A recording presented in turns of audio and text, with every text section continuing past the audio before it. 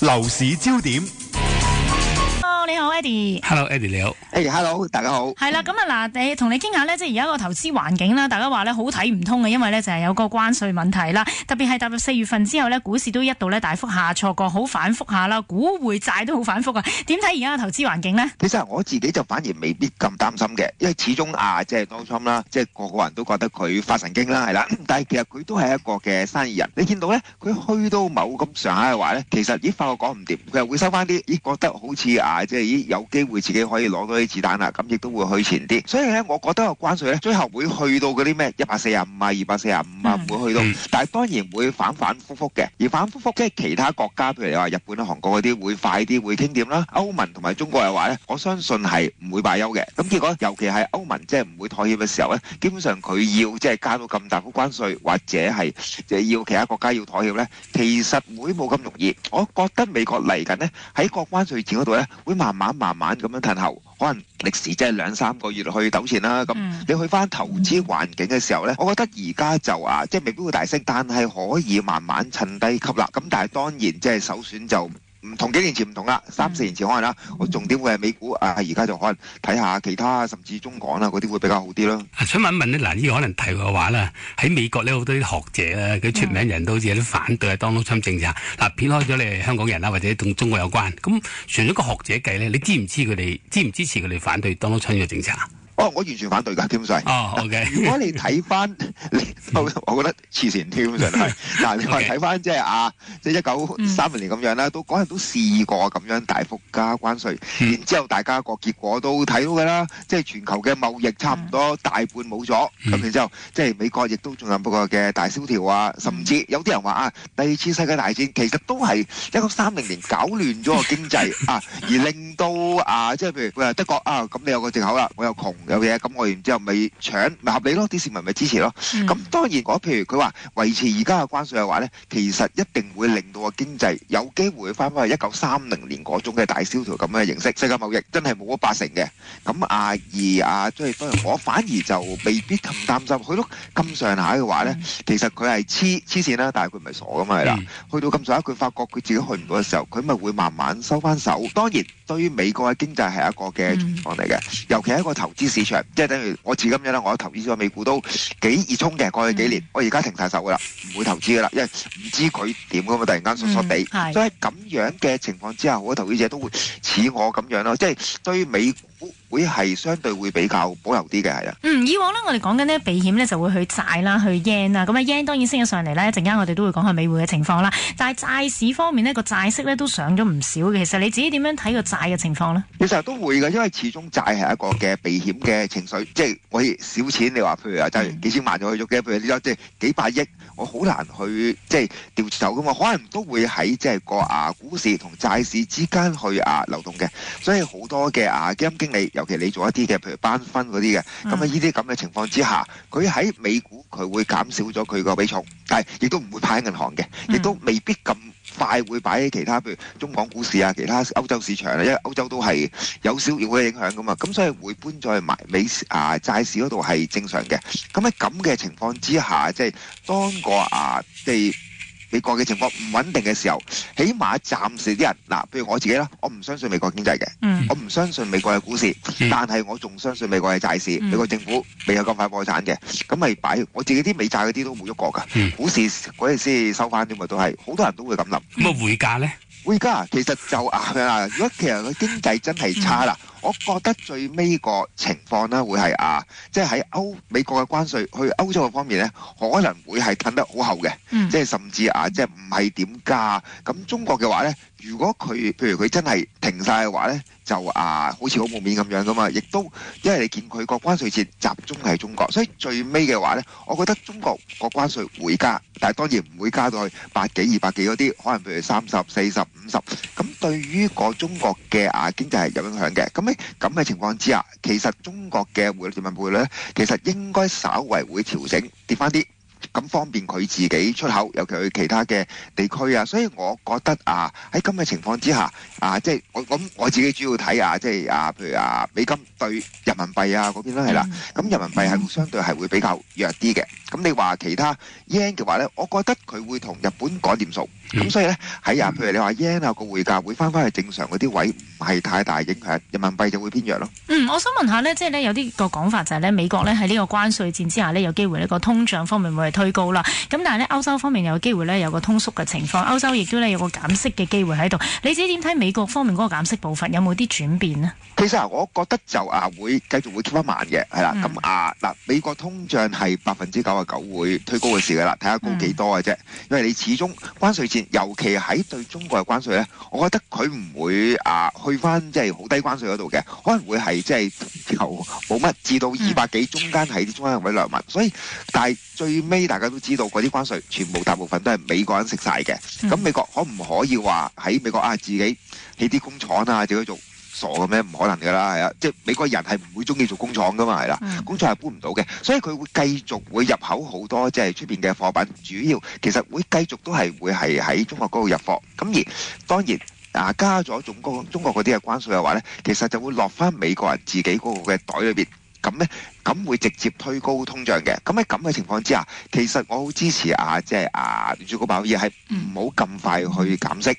不過特朗普唔同意啦，係啦。咁而今年嘅話咧，其實有機會可能即係減多一次咁就已經停㗎啦。就有啲人會估2次啦，2次 quarter，我估可能1次 quarter，因為個通脹真係上緊嚟嘅。但係個通脹咧會唔會都係影響緊美國嗰啲低下階層咧？因為都係中國嗰啲平貨嚟㗎嘛。會㗎，全部梗係當然絕對會啦，係啦。咁最大影響嘅一定係啲低下階層啦，尤其係啲即係比較低端嗰啲，因為中國始終貨係平，咁你會影響低端嗰啲嘅消費品。咁會唔會即係買翻即係美國貨咧？其實美國大家都分析過㗎，即係當你同樣就係一件嘅貨品喺美國嘅，可能係比墨西哥嗰啲貴幾成，比中國講緊倍係1倍、2倍、3倍咁樣去計嘅，所以繼續佢哋都會用中國貨。咁而嗰啲好多係低下階層，即係啲日用消費品即係啲簡單嗰啲咁嗰度會直接。所以你見到好多即係即係低下階層嗰啲，其實都反對緊Donald Trump 咁大幅加關稅。而好多企業都係㗎，甚至啲車廠，因為佢啲零件都係喺中國入㗎嘛，係啦。咁佢哋全部都反對，都係咁嘅原因咯。咁另一方面呢，我哋講緊呢隻金呢就升到去歷史嘅高位啦。咁當中呢，喺今個禮拜尾嘅時候都有啲回過下啦。咁其實投資短期嘅策略應該點呢？其實金我就覺得比較保守啲，睇下啦咁，因為之前大家都驚關稅，咁金係一個避險嘅工具啦。咁大家唔肯定嘅，咁變咗就擺咗去金。咁但係你話金係咪真係好有投資價值？其實不嬲都唔係，佢純粹係一個迴避風險嘅啫。咁喺而家我覺得最惡劣嘅情況之下已經出咗㗎啦。譬如你話關稅會唔會加到再加300、400、500都唔可能嘅，分別亦都唔大。所以我哋已經見咗係最驚嚇嗰個嘅時候。咁嚟緊有機會，譬如個關稅個數字會慢慢咁樣回落，咁變咗避險嗰個情緒咧，相對會比較少啲。咁變咗金咧，我就暫時就去到呢啲位，如果即係早前買咗嘅，都可以 take 少少 profit 啦，可以係啦。好不如喺呢個位咧，我哋先休息一陣啦。樓市焦點。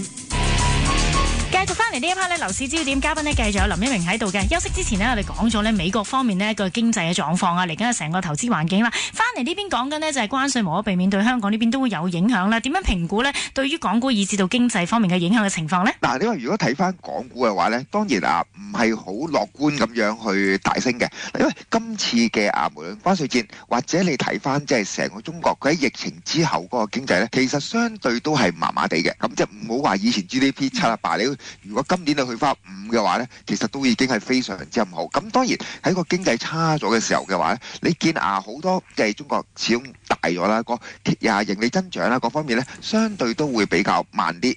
咁但係慢起碼都會有啲喐下啦。所以如果投資嘅話呢，我自己都係喺舊年年底就開始入翻啲港股啦。咁但係唔會好多嘅，可能即係1成左右嘅比例。咁因為你而家美股唔買啦，咁咁你話歐洲其實都會受到個經濟啊嗰方面影響，咁就做翻少少啦，唔係好樂觀咁大升，但係我覺得會穩定嘅。即係你話恒指去到譬如即係24,000、25,000呢啲都 OK 嘅，可能即係1成2成嘅升幅，但係都唔係期望佢好大升咁樣咯。我特別關心樓價嘅 Grace。咁啊嗱，舊年其實就設立啦政府，咁啊今年都有啲甜招，跟住亦都少少嘅小陽春。咁但係似乎關稅線一出咧，市場好混亂喎，咁啊好多買家都卻步咗。咁你點樣從個數據分析嗰度，你點睇香港嘅樓市嘅走勢嘅變化，同埋即係個樓價有個情況會點咧？嗱，你話如果香港嘅樓市咧，咁我頭先講4個字，一個4字形容詞話一潭死水嘅，如果俾人鬧啦，係啦，鬧咗好耐。咁但係我而家都係保持住呢個睇法嘅，係啦。嗱，咁你睇翻嘅話咧，香港始終樓市 fundamental 幾樣啦 ，supply demand，咁個經濟嚟緊嗰幾年，我自己唔係好睇好嘅香港嘅經濟。咁即係以前你始終係即係處理嗰個地位中港之間嘅橋樑又好，即係中介又好，超級大又好。呢啲咁嘅身份已經冇晒㗎啦，基本上已經係嚟緊，亦都唔可能再去做翻，即係你話金融中心嗰啲嘅地位。所以相對嚟講呢，喺經濟好差嘅情況之下，最緊要嘅就係國內人點樣睇香港啦。如果你話，譬如我認識好多國內人啦，我哋學校都有好多學生5-6年前再早啲嘅話呢，佢哋會覺得香港係一個真係即係比較優越嘅地方嘅。佢哋會覺得喺香港買樓呢係一件有身份嘅事嚟嘅。而家大部分都唔係嘅，佢會覺得香港即係我買棟樓，我不如就算我喺深圳買都平一半啦。咁香港嘅經濟好似又一般，咁佢哋落到嚟各方面，你話就業做生意都唔係咁好嘅環境。你見高才都係㗎，嚟嘅人好多。再續簽呢，其實大家都好似懷疑都唔知有一半會繼續。哇！咁如果喺呢個位呢，就想問下啦。咁如果係咁嘅話，我哋其實係專係咧想吸引啲高才優才嚟到香港呢邊啦。我哋嘅吸引力喺邊度呢？同埋呢，地產界朋友都有陣時都會憧憬住呢一班人呢，其實係一個新買樓嘅生力軍啊。咁其實你點睇呢一樣嘢呢？嗱，其實呢個就令人失望嘅有少少係啦。咁大家都以為啦係啦，即係佢切咗辣俾嗰啲甜椒之後，哇！以前你國內人最初30%、15% double stamp， 哇唔使喎，咁會唔會湧晒落嚟買咧？好明顯，全世界睇到唔係嘅。佢哋就算你話切晒所有嘅辣椒之後，佢哋反而買樓嘅衝動力咧，比起10年前係更加少咗㗎。好似頭先嗰個原因就係佢覺得香港嗰個嘅經濟前景好似同埋優越感呢係真係一般嘅，而呢個係影響咗。其實直接影響到香港樓市，你話嚟緊大升都好難嘅。咁但係當然你話大跌，我哋睇到好多嘅數據啦。而家香港嘅物業其實70% 以上係一啲老人家揸住嘅，50幾、60幾，即係平均以上嗰啲，即係好似我呢啲咁樣啦，係啦，咁個仔都廿幾歲啦。咁你話我會唔會再買多棟樓收租呢？唔會啊。但係譬如有啲10幾、20年前買落嘅樓，會唔會平價買出去呢？又唔會，咪平喺度收租咯。所以其實成個情況都係樓俾一啲老人家揸住，又唔買又唔賣。咁樓市嘅新力軍。咁主要本地人就好難㗎啦。你話國內人，咁佢又好似真係冇乜動力，所以都係嗰4個字啦，一潭死水。咁但係政府成日都宣揚嗰個9+2大灣區啊嘛，咁業界好多人都諗住咧呢一方面啲有錢人啊或者經濟好啲嗰啲會嚟香港。而家照你嘅觀點就話，大灣區嘅概念咧就未必行得通啦。其實行得通係調轉咯，係香港人上翻去消費，大家係啦，你見香港人湧住上去消費就多。咁你話係咪好多即係國內人湧落嚟香港買，尤其係特別係買樓嘅話咧，好似唔係嘅。尤其即係調轉嘅，如果你越方便，即係佢哋落嚟，譬如高鐵落嚟10零分鐘，佢都會問啲點解我要落嚟香港買樓咧？我喺國內平一半喎，但係佢喺國內無論做生意啦，甚至你話高科技人才，佢打工。佢人工譬如喺深圳一定高過香港㗎，佢易揾工好多嘅咧。香港要揾個高科技嘅工好難，要揾呢啲工種係比較困難嘅都嚇。係啊，所以佢點解要嚟香港買樓咯？所以就係。我想問埋啦，即係你而家睇翻呢，即係個樓價方面，你頭先形容一潭死水啦。預期負資產嘅情況又會唔會再惡化？會唔會有機會即係較之前仲惡化咗呢？其實又未必嘅，係啦，因為一潭死水嘅意思就係佢係唔喐。亦都唔係山洪暴發點樣跌落去啦，所以個樓價你見過去嗰年齡都係維持喺幾個 percent 上落，可能上落今年都係唔係好喐啦，可能上2-3個 percent、4-5個 percent。喺樓價唔喐嘅情況之下呢，其實你話負資產，即係我諗個比例都會接近係唔喐咁樣。主要當然比較慘啲嘅就係喺幾年前買咗啲提過啲唔適當嘅物業啦，譬如一啲納米樓啊，一啲即係農床盤啊嗰啲啦，高價農床啊，百幾尺嗰啲啊，嗰啲就真係慘啲，嗰啲個價劈得比較多啲嘅，同埋用嗰啲呼吸 plan 嗰啲啦，佢低溫借咗90%，咁當然你跌1成就負資產啦。如果你話正常上，我覺得會維持係一個橫行嘅數字嘅情況咯。咁但係發展商嚟講咧，就喺個依家嘅環境，佢哋都盡量都係想開盤啊、去貨嘅。咁你覺得即係首盤個銷售情況會係點樣啊？其實睇佢 keep 唔 keep 個市價啦。嗱，而家睇到個情況就係啦，你話買樓嘅動力又唔係零嘅，即係都有嘅，稍微平啲都氣氛熱鬧嘅。係啦。係啊，即係如果佢譬如佢貼翻市價，即係開盤可能甚至平少少嘅，平幾個 percent，其實你見到啲貨就清到嘅。但係只要佢稍為即係個樓盤嘅質素差啲，或者係佢係開價進取啲，譬如佢貴過同區嘅話咧，賣唔出噶啦。所以全部發展商都係會 keep 住一個低開嘅策略，盡量係即係燒嗰啲貨啦，但係唔會賺大錢噶啦。咁啊，另外咧都想問下啦，即係而家嘅目前嘅投資環境呢咁唔明朗之下呢，其實有冇啲投資策略部署可以俾大家呢？特別係即係我哋講下投資方向好多個股啊、匯啊、債啊，跟住呢仲有樓市喎。咁其實邊樣會比較好啲？嗱，我咁做個數啦。如果樓市嘅話咧，我覺得自住係 O K 嘅。咁始終個樓價我哋唔會估佢大升或者係大跌，咁你咪當交租咯，係啦。咁尤其個租金其實係上緊嘅。咁如果你話投資博佢升值或者買樓收租嘅話咧，我自己都唔會咁做噶啦。咁因為即係升值前景有限。你話如果股市嘅話咧，相對我諗比起3-4年前即係疫情中後段嘅時候咧，其實而家投資嘅環境會差咗嘅。因為始終貿易戰，就算你話佢收手，都可能譬如加中國幾十個%，咁係對全球環球嘅經濟咧，未來嗰3-4年我哋都唔係太睇好嘅。咁變咗相對個股市個比例會少啲，以前可能佔咗，譬如正常人可能5-6成、6-7成嘅，可能會縮到3-4成左右啦。咁就美股嗰方面會投資少咗啦。咁譬如中港嗰度加翻啲。咁你話債市嘅話咧，相對暫時仲 OK 嘅。咁因為始終佢個息口會慢慢咁樣減息，唔會好似之前話減得太快。可能譬如今年都係1次或者頂晒2次 quarter。但喺咁嘅情況之下，相對比較穩健嘅資產嘅話咧，我自己都會 keep 多過一半喺個債市嗰度咯。金價就即係呢位就 OK，唔係太想買啦，因為比較貴啦。咁贊唔贊成政府喺現階段咧再推多啲嘅甜招咧？其實我非常贊成，但係都唔知有咩招啦。始終你要推甜招，唔係最減晒嘅啦，除非減到零嘅，亦都唔可能啦。係啦，咁你話咩辣招咩嘢，亦都冇。咁而亦都吸引咗10幾萬嘅高才來。我諗唔係喺樓市推甜招，係喺經濟嗰度。我諗最主要我都講過幾次，就係點樣可以令到高才 KPI 唔係應該係擺喺佢究竟幾多人落嚟，而係擺喺佢攞嚟之後，佢喺香港譬如佢揾唔揾到工啊，佢會唔會續簽啊，真係落嚟住嗰啲嘅人。而家睇到個比例咧，相對係非常之令人擔憂嘅，落嚟10幾萬人。真係留低可能好少喎。我覺得係即係對佢哋嘅配套啦，因為我識得好多都係佢哋都埋怨話，你高才我落咗嚟啦，但係你冇配套，譬如我想揾工，我想揾資訊，唔知去邊個部門揾過，唔同深圳係即係佢好多嘅支持，譬如佢真係即係政府有啲創業基金啊，有其他嘢啊，有支援啊，甚至俾埋啲科學園 office 俾你啊。咁喺香港相對於佢哋落咗嚟之後嗰個支援呢，其實係好少嘅。我相信就係如果佢哋可以留喺香港，佢哋就會買樓啊。